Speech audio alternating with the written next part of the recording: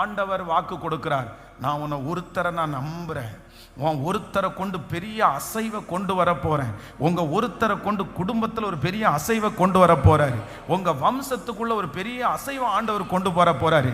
அவங்க யார் அப்படின்னா கர்த்தர் சொல்லுகிறார், யார் இந்த கூட்டத்தில் துணிச்சலாய் நிற்கிறீர்களோ. ஆண்டவரிடத்துல இன்றைக்கு இந்த ஃபாஸ்டிங் பிரேயர்ல நம்ம என்ன கேட்கணும்னா, ஆண்டவரே எனக்குள்ள என்ன பண்ணுங்க அப்படின்னு சொன்னா, ஒரு துணிச்சலான ஒரு விசுவாசத்தை எனக்குள்ள தாங்க ஆண்டவரேன்னு கேளுங்க. ஒரு துணிச்சலான நம்பிக்கையை எனக்குள்ள தாருங்க ஆண்டவரேன்னு சொல்லுங்க.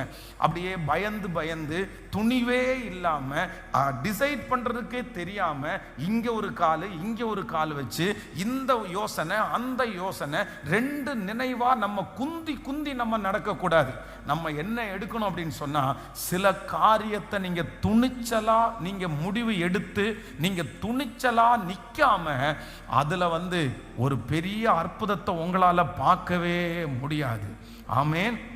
அந்த அந்த விசுவாசத்தை நமக்குள்ள கொண்டு வருகிறவர் யார் அப்படின்னா கர்த்தர் ஒருவரே கொண்டு வருகிறவர். கைகளை உயர்த்தி சொல்லுங்க, அப்பாவை பார்த்து, ஆண்டவரே ஒரு துணிச்சலை எனக்குள்ள நீ கட்டளை இடுவீராக. கேளுங்க, ஏசப்பாட்ட கேளுங்க, ஆண்டவரே ஒரு துணிச்சலான ஒரு நம்பிக்கை, ஒரு துணிச்சலான ஒரு விசுவாசத்தை இப்போ ஆண்டவர் எனக்குள்ள தாருங்க ஆண்டவரே. நான் துணிந்து நிற்கணும், அந்த காரியத்திற்கு நான் துணிஞ்சு செயல்படணும், தைரியமான செயல்படணும். அந்த மாதிரி ஒரு அபிஷேகத்தை கர்த்தர் எனக்குள்ளே சொல்லுங்க, அப்பா நீர் எனக்குள்ளே தருகிறதற்காக உமக்கு ஸ்தோத்திரம் ஸ்தோத்திரம். முழு பெலத்தோடு நீர் அந்த காரியத்தை எனக்கு கட்டளை இடுவீராக, கட்டளை இடுவீராக. ஆமேன். அப்படிப்பட்ட ஒரு துணிச்சலை கர்த்தர் இப்பொழுது யாரெல்லாம் பயந்திருக்கிறார்களோ அவர்கள் அத்தனை பேருக்கும் அப்பா அந்த கிருபையை கர்த்தர் தருகிறதற்காக